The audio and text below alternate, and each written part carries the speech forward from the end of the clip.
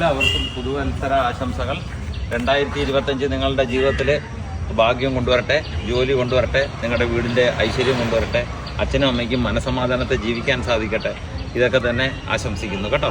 സമാധാനത്തെ ഇരിക്കുക. ഏറ്റവും പ്രധാനമായിട്ട് നിങ്ങൾ നോക്കേണ്ടത് വാഹനം ഓടിക്കും.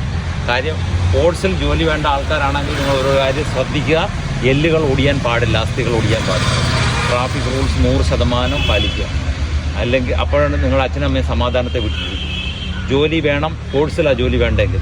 ഇതുകൂടാതെ സ്പോർട്സ് നമ്മുടെ അസ്ഥി പൊട്ടിയാൽ നമ്മുടെ ശരീരത്തിന് ഒരു ഡിസോർഡറിലെത്തും. അതിനകത്ത് ഒരു സംശയം വേണ്ട. സംശയമുണ്ടോ? ഇല്ല. കാര്യം എന്ന് വെച്ചാൽ എന്താ, ഇതൊരു ഫുള്ള് നമ്മുടെ ശരീരത്തിനെ താങ്ങാൻ ആക്ച്വൽ നമ്മുടെ സ്കെൽറ്റൽ സിസ്റ്റത്തിന് ശേഷിയില്ല. ഇതൊരു ബാലൻസിൻ്റെ പുറത്ത് പോകുന്ന സിസ്റ്റം. സ്വാഭാവികമായിട്ട് ആ ബാലൻസിലുണ്ടാകുന്ന വ്യത്യാസം നമ്മുടെ ജീവിതത്തിൽ ഒരുപാട് ബാധിക്കും. അപ്പോൾ 2025